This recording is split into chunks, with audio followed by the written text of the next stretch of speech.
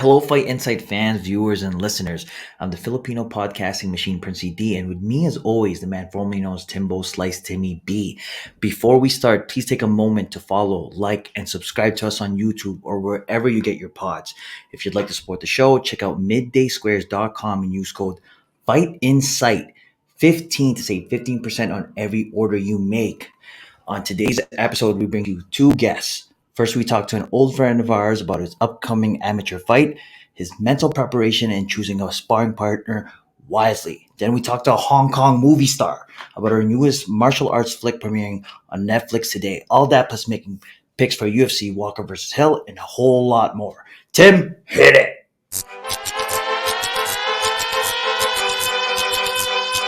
Yeah, it's Timmy B, Prince D, Fight Insight. Yeah, that's right. All right, so we've got the two guests today, but first we're going to bring on our good friend whom we trained with for years. When he was just starting Muay Thai, now he's fighting in an amateur fight on April 2nd. It's the Tri-City Fighting Series main event in Binghamton Center in Kitchener, Ontario, Canada. Man, love this guy. He was born in China, came to Canada at 14 years of age. Ladies and gentlemen, please welcome to the podcast our first guest, William Quick Bang Wang! Hi. What's up, Will? Hello. How's everything? I'm great. I'm doing great. Oh right, my so- goodness. Well, it's been so long since we last saw each other. Like, guys, if you guys don't know, we've known Will for a long time now, and Yeah. he's become from boys to men. That's all I can say. Right? Yeah, that's correct. That's accurate. That's accurate. Not only has, since we met Will, not only has he grown in size and skill, but definitely grown in musculature. Will, you used to be like a little tiny thin guy, and I know. You're a very big boy. What weight class are you fighting in? This one will be 140, same as the last one. But I put on some muscle. Yeah, like a lot of muscle, man. If you go follow Will on Instagram.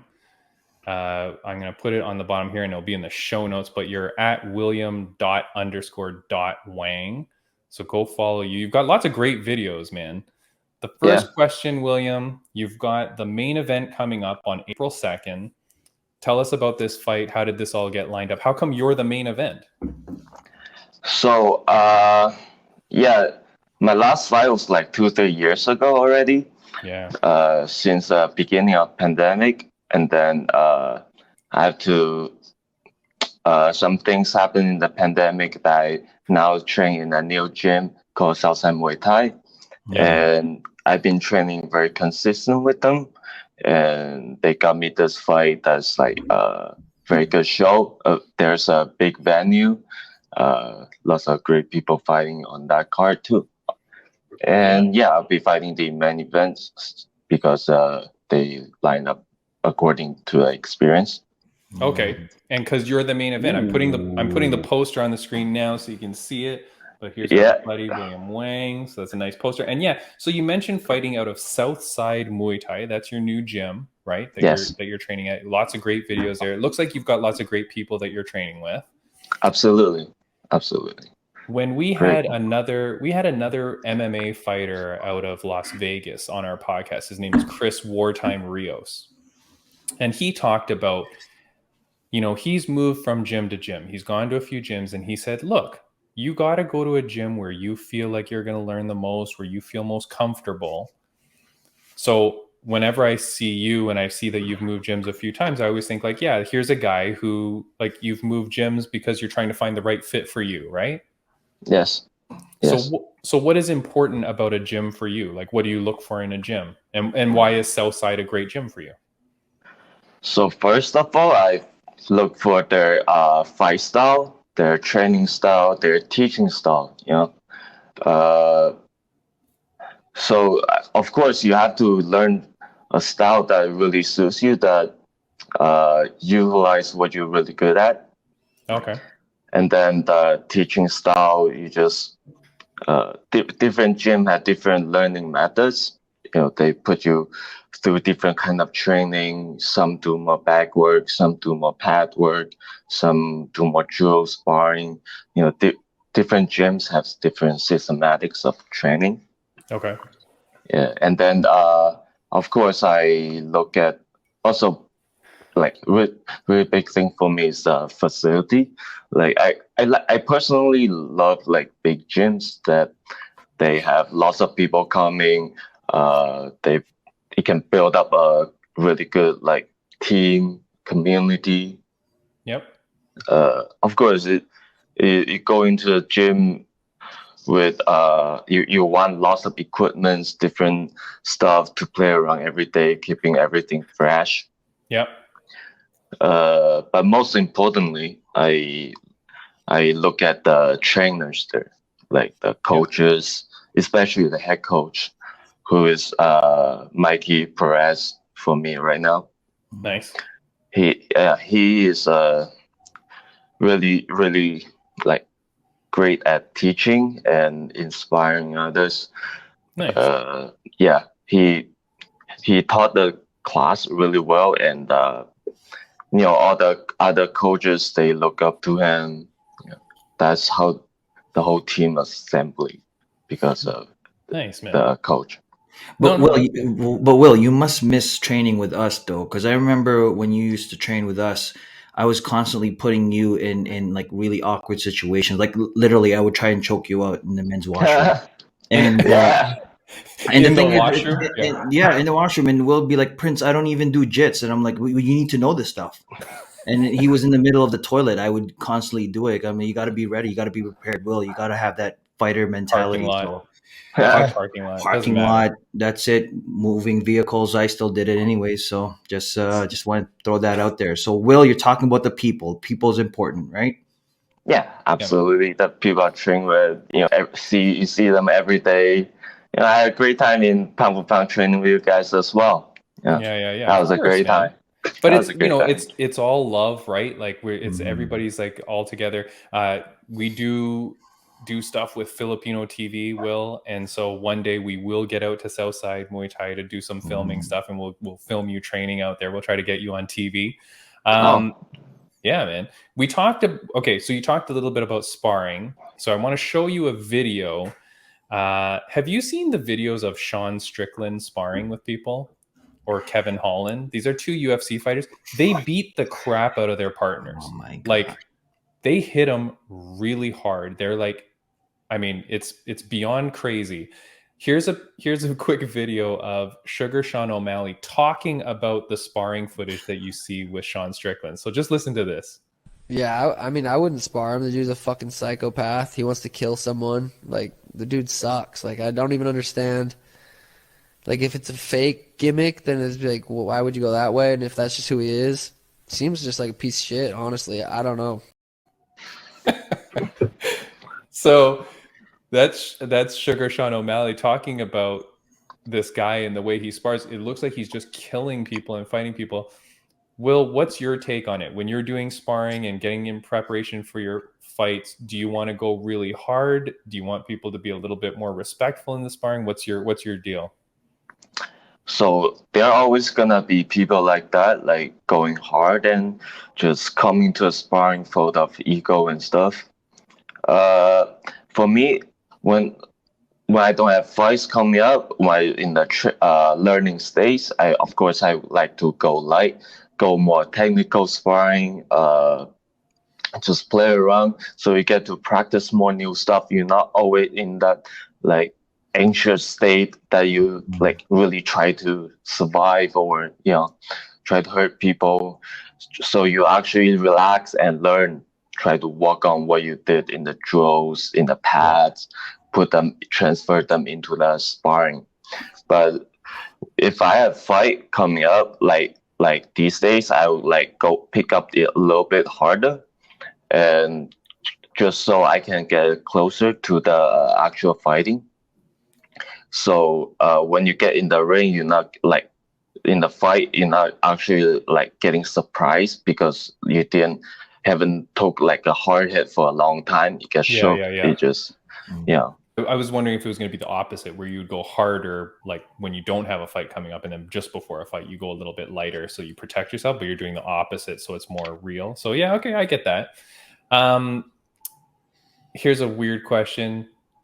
This is your 9th amateur fight. You've been fighting for forever. Have you told your parents 15. Have you told your parents that you are a Muay Thai fighter yet?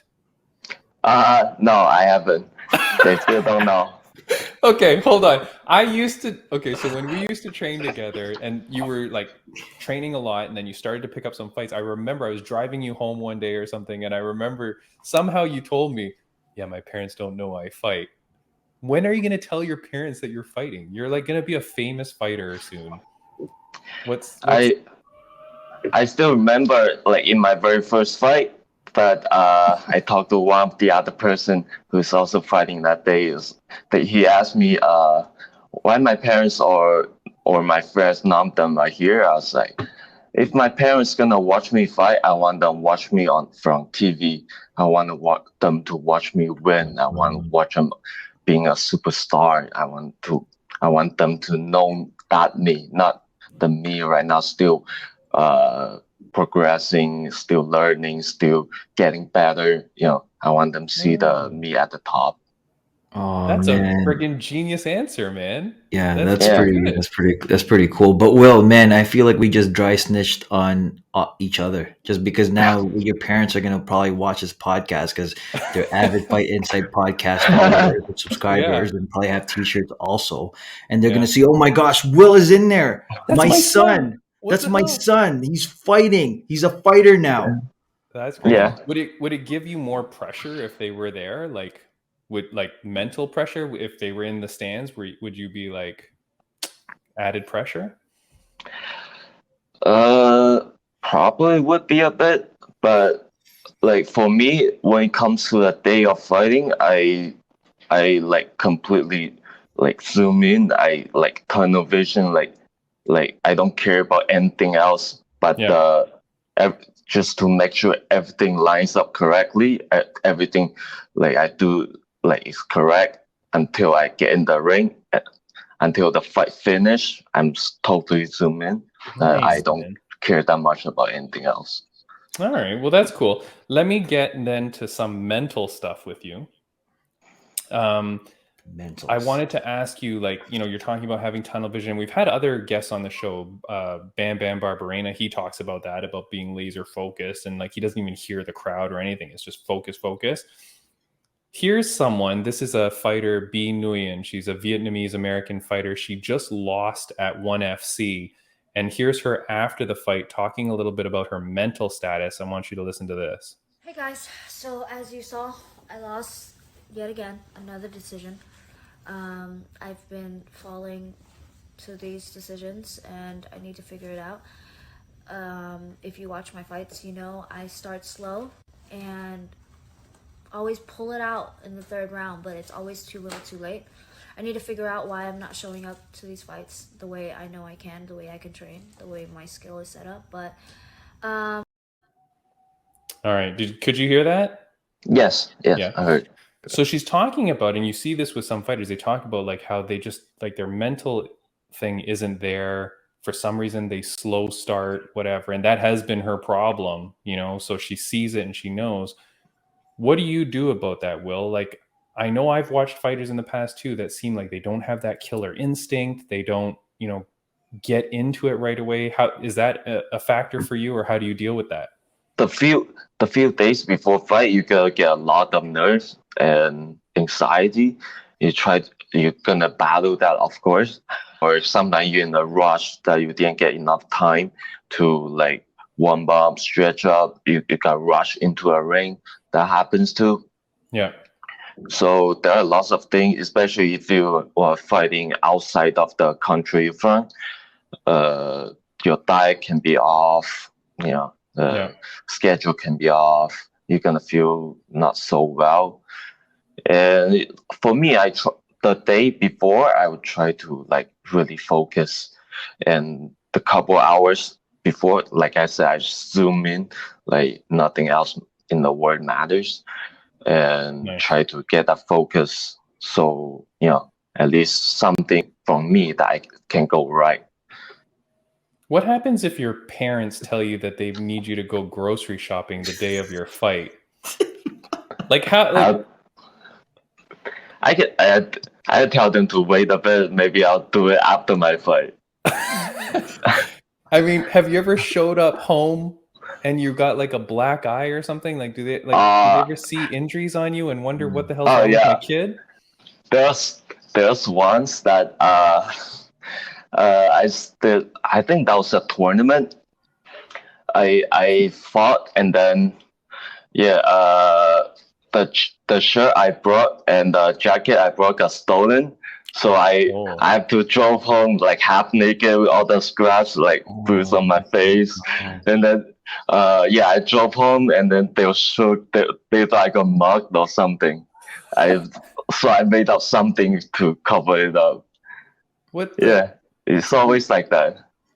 Always like that. Like, just put the blame on like a pack of squirrels, because that's a real problem in Toronto. Like, she'd understand if you told her that. Like, you know what? Just tell her that you ran straight into a fist, and you were doing your morning jog and you ran straight into a fist, and it's not saying a lie; it's half truth, right? Yeah, that's crazy, man. I'll tell you, like, you know, like watching like that B Nguyen video that we were showing, and I hope people could hear it on, because I know the volume on that one was a little bit lower, but essentially she's saying I don't show up and all that. It's tough, man. You see fighters and you see people that don't bring it right away, or you see people that don't seem to have that killer instinct. But Will, when people go to watch you on, and I'm going to put the photo up one more time here, so if you're, and I'll put all the details in the show notes on YouTube and on Spotify, wherever, but it's Saturday, April 2nd, Tri-City Fight Series presents Resurrection. It's at the Benjamin's Center in Kitchener, Saturday, April 2nd. So go get your tickets, go figure out how to go there. April 2nd. That's where people can see you fight, William. It's going to be a great show, man. You're the main event. When you win and you like knock the dude out, make sure you say Fight Insight Podcast. I'll get a shirt. Wear them on there. Oh my God. Yeah, we got to get you a shirt. We have shirts too. Actually, thank you, Will. If people want tank tops or shirts, just message us. We have them for sale. Yes. We'll get you a shirt, man. What size are you? You're like a large, medium? Medium. Okay, we'll get you a medium. Make sure you shout us out when you win. Or Will, when you knock them out, like, just pull it out of your Muay Thai shorts. Just pull it straight. Like instead of as a jock strap, you just have the shirt in there and be like, podcast. Yeah, and you'll have, it'll look awesome. We'll get you a white T-shirt too. Yeah. Keep it small so I can keep it stuck in. We definitely want you back on the podcast to talk to you later as well. I know there's people that are watching this podcast, that are going to be meeting you for the first time, but we want to have you back on after you win your fight so that we can talk to you about the whole experience and stuff. I think people are interested to see like how amateur fights happen and how that goes, right? So we want to talk to you again. For people that are here for the podcast to watch JuJu Chan, she's going to be at the end of this episode. So we pre-recorded it. It's going to be out later. Will, thank you so much for coming on. We're going to talk to you about some UFC fights though, okay? Yeah. You can stick around a little bit? Sure. All right, nice. Before we get to the UFC fights, guys, I just want to talk about a few of our sponsors. You know that we've got middaysquares.com. Yes. You use code FIGHTINSIGHT15. Will, you should get these, man. These are healthy chocolate bars. So they keep you health. Keep you satiated during the day. They're healthy. Also, check out chocolate. Yeah. Wait, what are you eating? Oh my gosh, that's not. I have chocolate bar on my desk all day. That's not okay, but that's not midday squares. You gotta get midday. Yeah. All right. I want that. This is wakewater.ca, guys. You can go to wakewater.ca. They actually have a giveaway going on their Instagram right now. If you go to Wakewater, they've got a thing going on, and you can use code FIGHTINSIGHT at wakewater.ca to save 10% on your orders there as well. Prince, we've got one more.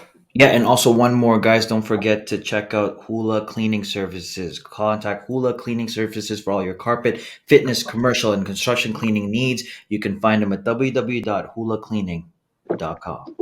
Yes. William, we also want to announce that next week on the show, We've got another Toronto-based person. We've got Toronto Top Team. It's a big MMA gym in Toronto. We've got Malcolm Gordon's striking coach. So Malcolm Gordon is a UFC flyweight, just won his second fight in a row due to strikes. His coach is named Efren Naruzi. He's going to be on the podcast next week. So we're going to talk to a striking coach that deals with MMA fighters, talk about a whole bunch of things, UFC related and whatever. So stay tuned for that. And he'll be our first striking coach to be on the striking podcast coach. too, right? So it's going to be huge. First striking coach. All right, let's talk about UFC that is coming up this weekend. It is UFC Walker versus Hill. I have no poster for this event. You know why? Because this main event is not even what the main event was supposed to be. Nope. So it was supposed to be Rafael Fiziev versus RDA, Rafael Dos Santos. Dos Anjos. That fight got canceled because Fiziev had some visa issues and couldn't get in. So now we've got a very weird main event, but we've got a weird card in general. It's kind of a light card. If we start down at the prelims, you've got some people. The first fight, there is a Canadian fighter on the card, so we'll put a picture up here just so that people can see what she looks like. For no other reason. There you go, William. That is Diana Belbita. She is a Romanian Canadian. Prince, you're not even looking at the screen at the photo. Okay, no. I'm looking at the card. Okay, yeah, okay. Yep. Oh, there you go. All right. Yep. That's the UFC fighter. She is fighting on the card against Gloria De Paula. So, of course, we're going to go for the Canadian. Definitely. Diana. Next fight that you may know, Chaz Skelly is fighting. We've got a women's bantamweight fight. I'll put a picture of this fighter for no reason other than just for informational purposes. That is Jessica Rose Clark. Prince, thoughts, comments? Yeah, that's you know what, she kind of looks a little bit like Aspen Ladd, doesn't she? No, she's all tatted up, man. No, though I'm saying though, but I'm just saying like minus the tats, right? So anyway, she's fighting Stephanie Yeager. She's a big personality, so she's a good fighter. She's on the card. When you get to the main event, Joaquin Buckley, Abdul Razak Al Hassan. You got Jim Miller fighting his 1 millionth fight. Jim Miller, how many fights has this guy had? Prince. It says 33 wins and 16 losses. Holy crap! He's had 50 fights, 50 professional fights. My gosh, Jim Miller. This dude is crazy. 33 and 16, so he's on the card. So watch out for Jim Miller. 38. Main event is Johnny Walker versus Jamahal Hill. Yep. This is a weird main event. Johnny Walker is, very well known for being flashy and exciting, but now he's only won one fight in his last 4. He beat Ryan Spann, but before that hadn't won since 2019. And he's fighting Jamahal Hill, who's a great dude. This guy, I want to have him on the podcast for sure. He's 9-1. Yep. His loss was that crazy one where the guy popped his arm in half, snapped his arm. But then he came back with a crazy KO finish of Jimmy Crute in December. He's fighting again. Prince, who do you have on this fight and how? I'm going with Hill. With Hill, and I'm gonna say I don't even think it's gonna last the first round. I think it's gonna see a knockout by the first. I have I have high expectations on Hill just because of that Crute knockout. Literally, I had my money on Crute. I thought Crute was gonna take it, but man, that knock just came out of nowhere. I just think this kid's got a bright future. I got my money on Hill. Who do you got? Will, who do you got? I know you don't know either of these people, right? Yeah. You don't? Okay, hold on. You don't watch MMA at all, really? I watch a bit. So when I hang out with friends, we go to some sport bars that we watch on the TV on the Saturday night or something. Wait, your friends know you fight though, right? Yes, they do. Your friends most of my friends are from the gyms too. Yeah. Okay, you gotta tell us who knows and who doesn't, because we want to blow your cover or anything like that, right? So your parents don't know, some of your friends do know. Do your teachers know that you fight? I don't think so. I still keep in touch with some friends in high school. They know, some of them knows that the ones that are really close to me, they know that I'm fighting. But most of them, not so much. But it might be a shock, right? Like some girls might be like, "Oh, I like Will. He's a nice guy," and then they don't realize that you're like a fighter. Like, I mean, weird. No, Tim, no. Listen, Will, that just adds to your mystery, man. So when you roll up in there, you've got cuts and all over the place. Like, Will, what happened? Like, what happened on Saturday? And just, I don't want to talk about it. I'm just doing some stuff. And then they're just like, oh my gosh, like, what is wrong with this guy? What's going on, Will? Like, he's got such a good family and he's getting beaten up and stuff. For the fight, I am going with Hill. I think Hill gets it done. I don't think he does it in the first, though. I think Walker's too explosive. I think Hill has to like wait him out a little bit in the first, maybe even push it into the second or third. I think he finishes him in the third. Okay. I think you let Walker get a little bit. You let him shoot his load, if you will. You know, expel all his energy. And then in the third, Hill takes him out, finishes him. I will say finishes him by strikes. Okay, there you go. That's the big prediction. Yeah, shoot the load, then finish the strikes. What else do we got for today? I think we're good, man. We're going to go into our interview with JuJu Chan. Mm-hmm. So JuJu Chan, she is a action movie star from Hong Kong. So you're from China. Yep. She's from Hong Kong. There was a TV show on Netflix called Wu Assassins. She was one of the stars of that show. Here she is. Here. Nope, that's not. That's not her. Okay. Well, I don't have the photo of JuJu anymore, but you will see her in a few seconds on this podcast. We do some nunchucks with her. It's a very exciting interview.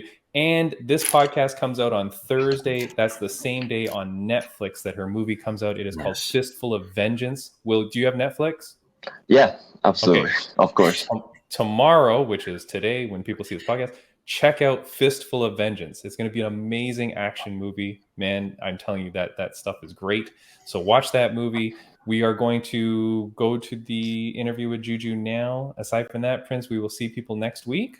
See you guys next week. That's it. Enjoy this interview with JuJu Chan and A Fistful of Vengeance. Watch it on Netflix. Will, before we, if your parents see this interview by chance, if your parents see this interview, what would you like to say to your parents right now? You better apologize. Wish me luck. You're not going to say sorry that you've been lying to them for like 10 years? Wow, it's for the greater cause, I guess. Well, yeah, he does explain why, so I feel it's good. Yeah, it's for the greater good. That's fine. Yeah, it's Timmy B, Prince D, fight in sight. Yeah. I can't believe it, Prince. Today we bring to you one of the greatest action movie stars of our time. This Hong Kong-born American actress, martial artist, model, singer, and writer has competed for the Hong Kong Taekwondo team, fought in Thai boxing championships, and is also trained in judo, Shotokan karate, wushu, hanga, Wing Chun, and nunchaku. Starring in Crouching Tiger, Hidden Dragon, Sword of Destiny, she may be most well known to you as that badass triad Zan in Netflix's incredible mystical action series Wu Assassins. I love that show. She returns to the role in the next sequel movie. It's called Fistful of Vengeance, and it is releasing today when we drop this podcast on Netflix, February 17th. Ladies and gentlemen, please welcome to the podcast, JuJu Chan! Hey, hi everyone. Thanks. Hey, JuJu, how are you? I'm good. Good. I'm in a hotel room right now, just shooting a film. So, yep, I have new tattoos. Yes, very good. They look good. I saw on your Instagram, and anybody that doesn't follow JuJu Chan, you have to go follow her on Instagram. Your life looks pretty insane. You are normally in Hong Kong going to all these beautiful spots, but on your birthday, belated happy birthday to you, you were flying back to LA and you're filming something new. This time is an independent action film. Okay. It's a bit last minute, but the role seems a bit fun. And I've been away from LA for a while, and I'm like, cool, I should come back because my place was just empty here. And yeah, like, okay. So very last minute, and Nice. I flew on the day before my birthday and on Chinese New Year. Yeah, excellent. That's crazy. You are, as we said, we're so excited to have you, and especially because of Fistful of Vengeance. Now, Wu Assassin's one of my favorite shows of all time.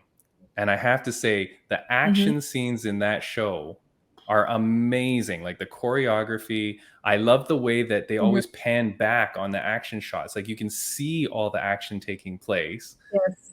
So tell us a little bit about Fistful of Vengeance and where that fits within Wu Assassins. Fistful of Vengeance is a standalone movie for Wu Assassins. So the story actually doesn't really continue from where we left off, because if you have watched the TV series, it left off where Zan became like the big deal, right?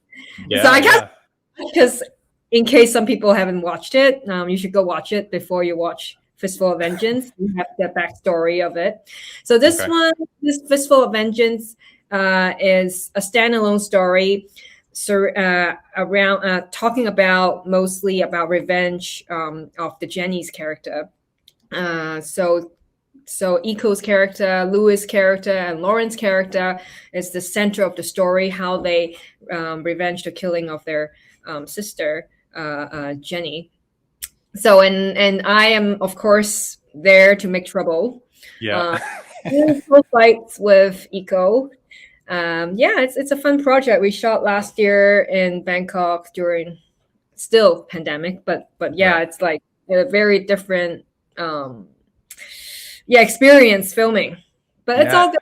We managed to film everything, have lots of action, and we even have the Thai fight team in it too, working with Iko's team. So yeah.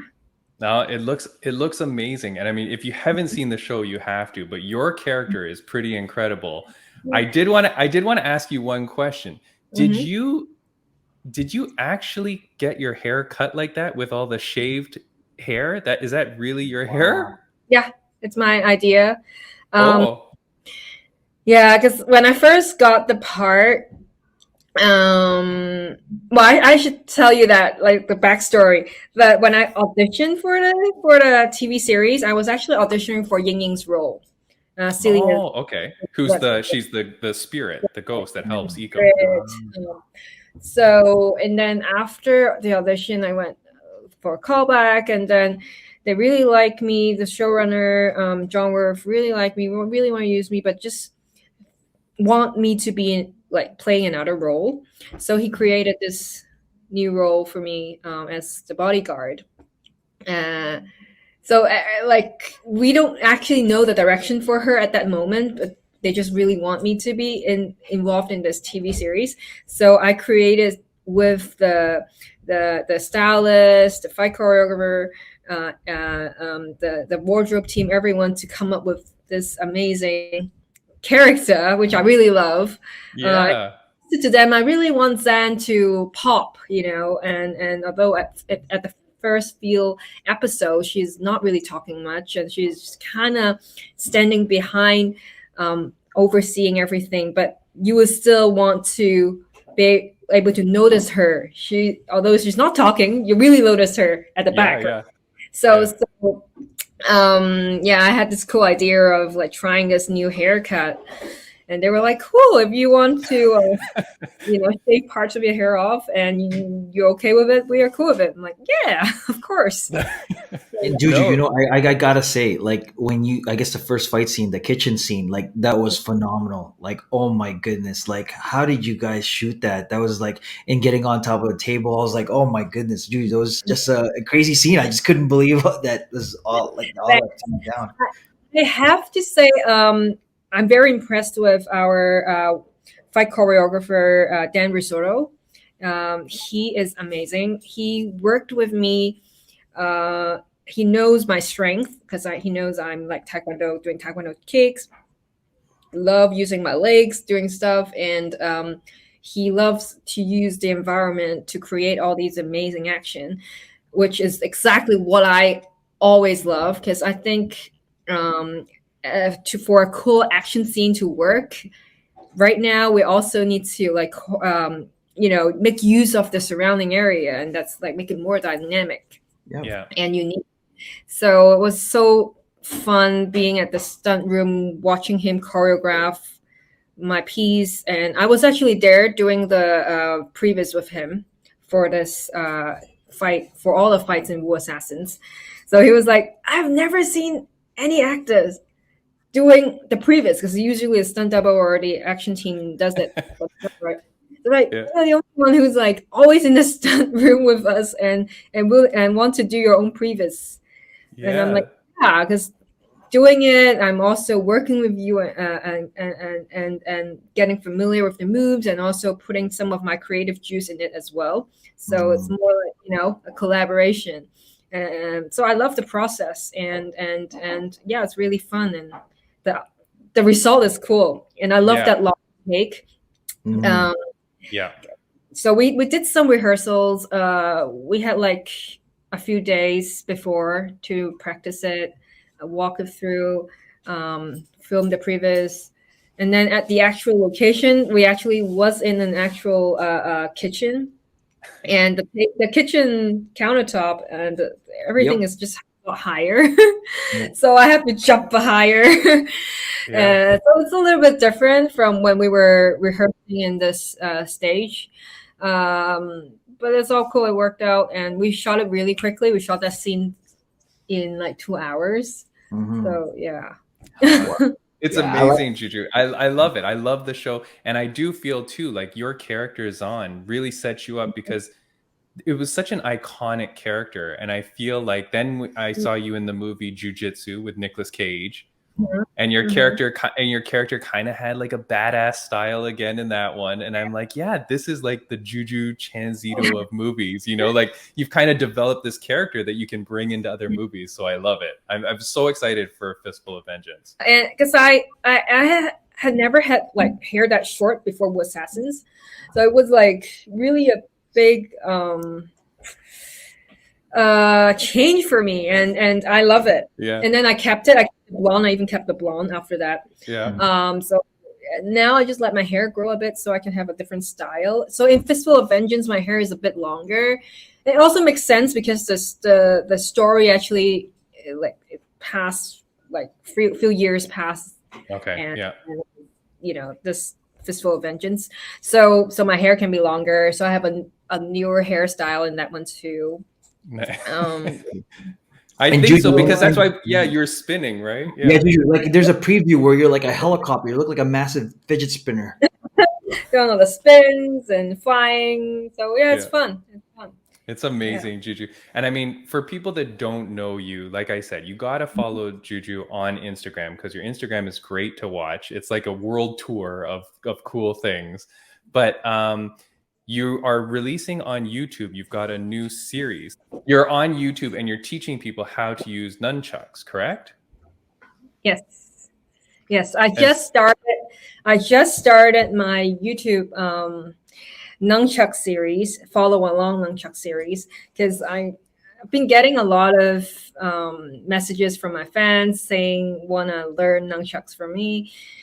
I did actually hold some seminars before, but now it's just hard. And also, if I want to reach a broader audience, because I have many people requesting from different locations, it's actually better for me to just do it on YouTube so everyone can follow along.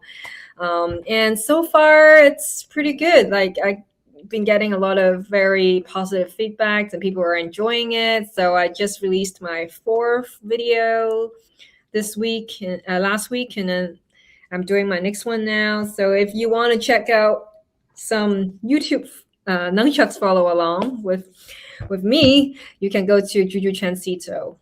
Yeah. Nice. JuJu, sorry to put you on the spot, but you know what? I need live lessons right now. Let's go. Hopefully you have my nunchucks here. JuJu, where's the off button on this thing? The off button. There's got to be an off button. This guy needs a lot of help. Okay. Wow. Here we go.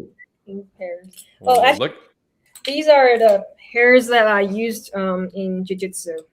So in jiu-jitsu, I was actually using Those aren't the Nice. padded ones either. Those are the real deal. the real. Yeah. Hard. If you hit yourself with it, I'm sure you're gonna bleed. JuJu, we have a lot of people on here that talk on our podcast. We cover everything. Mostly it's MMA focused, but we talk about like all kind of martial arts and combat sports. But we have had a few people that have come on because they were helping people with self-defense. And especially after, what happened in the world with Stop Asian Hate and things like that, we had a couple of people come on that were doing seminars for women. We had one just recently, a couple of weeks ago. We had a young girl in San Diego who was putting on women's self-defense seminar. What would you suggest in terms of women that want to, or anybody that's looking for self-defense? What would you suggest in terms of like a certain martial art, or what kind of advice could you give to people for that? I think BJJ is really, really useful and good and practical. Of course, for me, it's BJJ. You have to get over that comfort zone. Being really close, in a close proximity with the other person that you're training with. So I know a lot of girls might not be comfortable because it's a lot of very close contact moves, and someone have to be on top of you, or you have to be on top of other person. But I personally think BJJ it's practical. It's good for even kids to learn. And then another one will be Aikido for women to learn, because Aikido is also very good for smaller people to take on or larger people, bigger person.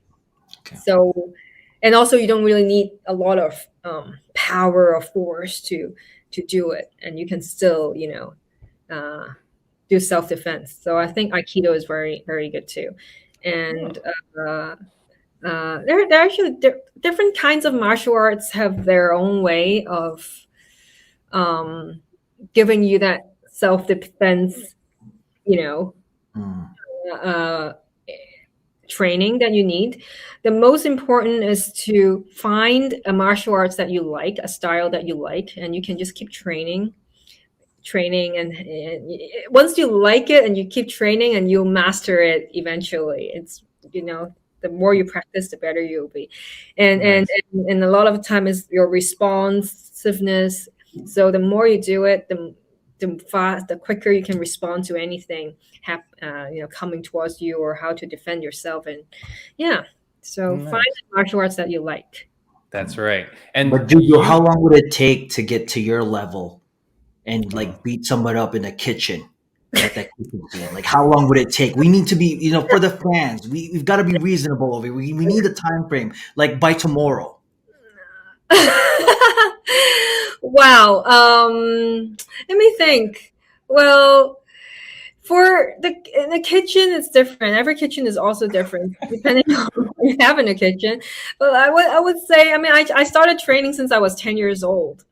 So and I keep training every single day. So don't think that like people trained in the when they were like a kid, and then they got a black belt when they were a kid, and then they stopped training, and then now they can still have the same skill level. It's not like that for martial arts. Once you stop, everything start going downhill. You have to keep your skill level up. You have to keep training. Yeah, it's just like catching. If you could do your full split really well, and then you just stop, and then in 2 years you can't even split maybe 90 degrees. Like it's just like that. Body is like that. You have to keep training and I can't believe when sometimes I watch your Instagram stories and you're doing like tornado kicks in the middle of the park, and you're putting on these amazing performances, and then you'll see in the background some guy just walking by, not even looking, just okay. Like, how does this guy pass by and not like stare at what you're doing? Well, I actually picked a spot that's kind of you can't really see me there. It was surrounded by trees. Yeah. So actually that was a really good spot, like a hiding spot. So I was my filming there, no one noticed it. But that was also in Hong Kong, and also in Hong Kong, that park has a lot of martial artist training there. Oh, okay. So people are not really that like, whoa, there's a martial artist, whoa, because everyone in that park is a martial artist doing yes, stuff? are training. So it's actually really cool. Sometimes you can see them older folks there as well, like doing their swords, doing their tai chi, and having a big. So yeah, that park is a martial arts park. It's a kung fu. All right. So yeah. That's But amazing. no, Juju, the most impressive video that I saw was you rollerblading with nunchucks, both hands. Like, talk about multitasking. Like, that's insane. I can barely turn on the microwave and open the garage door. Like, I don't know. That was actually my first time really rollerblading, roller skating. Yeah. Okay. And then I was having fun, and then I brought my nunchucks with me, and I was like, okay. I actually had this plan. I was like, once I can start rollerblading, okay, then I'll start using my nunchucks. Let's see how it works. And then that day, after like 45 minutes of training, and then I was like, I'm pretty comfortable with it, so let's put the nunchucks in. So nice. Okay. The next, if we see you in a movie where you're roller skating and doing nunchucks, we'll know where it all came from. Yeah. Like when I'm not shooting, I always try to find some new skills to learn. Nice. I think that's also my responsibility as a martial art action actress.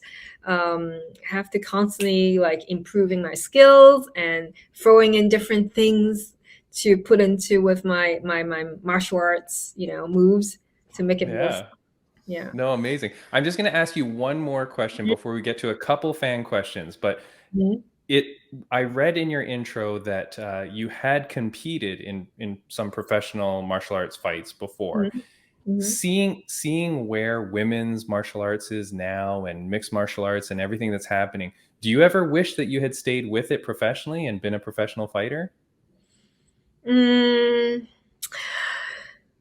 I think I would have enjoyed it as well, but I'm definitely more of an actress. Like I enjoy acting, being in front of, playing different characters more than competing. If you have to have me pick. Yeah. Okay, well, we are extremely happy that you chose the acting gigs because we love them. I'm going to go to a few fan questions, if you don't mind, just before we let you go. First one is from our friends at MMA Social Squad. They're asking, nowadays, is it more or less popular to perform your own stunts? Like how, like we hear Tom Cruise or Jackie Chan. I think it really depends on the production. For me, I think definitely for martial arts fans, people who love action, really know martial arts, they would want to see the actors doing everything themselves because it's just a different level. And also even the camera placing, camera movement, everything can be longer takes. You can see everything. You can only do that if the actresses can do it. I think fans would really appreciate the actors doing it themselves. Yeah, definitely. You're right. I think so. I agree. The next question, this is an easy one. At Jamie-san asks, do you still have those stilettos with the hidden blades? Actually, I do have it. So yeah, I have a pair. I got a pair sent to me actually last year. One of the wardrobe girls. With the thing where you can take it off? Yes, yeah. Someone sent it to me. It's so sweet. So I got it. I actually, it's like right now I kept it, stored it in a really safe place. I love those stilettos. And our last question, a couple of weeks ago, we had a young girl in San Diego. She's one of the ones that did the women's self-defense seminar. Her name is Victoria Mackey. She's a great martial artist. She's a black belt in Kaju Kenbo. And I'm asking for her, what words of advice would you have someone looking to get into the movie industry? I think surrounding or training with people who are also in the industry is very helpful. Like sometimes you might want to volunteer yourself to help out. If you have any action choreographer or stunt people or even any film that needs help, volunteer yourself to help. Even for free at first, because you want the connection, you want to start working with people. Once people started working with you and like you and know your skills, they will most likely come back and work with you again and call you back, and then eventually build up more connections and starting to maybe act and take on some roles, and then you need to slowly build up your resumes and connection in this industry. Nice. That's awesome. I will pass that on to her, JuJu, because And one day always keep up your skill, because that no one can replace any unique skills that you have. Yeah. Nice. Thank you so much, JuJu. JuJu, this was an absolute honor to have you on the show. We're so happy. Like, we've never had a movie star on, so we're so thrilled to have you. Thank you so much. Fistful of Vengeance comes out Thursday, February 17th on Netflix. Everybody has to watch it. JuJu, thank you so much. You said that you kept your hair short after you liked it. I wonder if you'll keep some of those tattoos now after. I really like these tattoos, but I think I'll keep them forever because, I like to change things up once in a while. So just JuJu, the neck piece really works well. Yeah. Really well. There you go. Oh my goodness! There we go.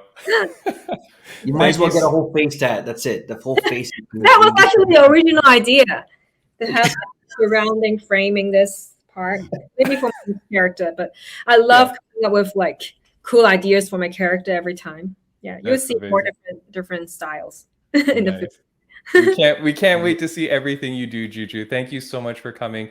All the best to you, and have a wonderful day. Bye. Thank you. Bye.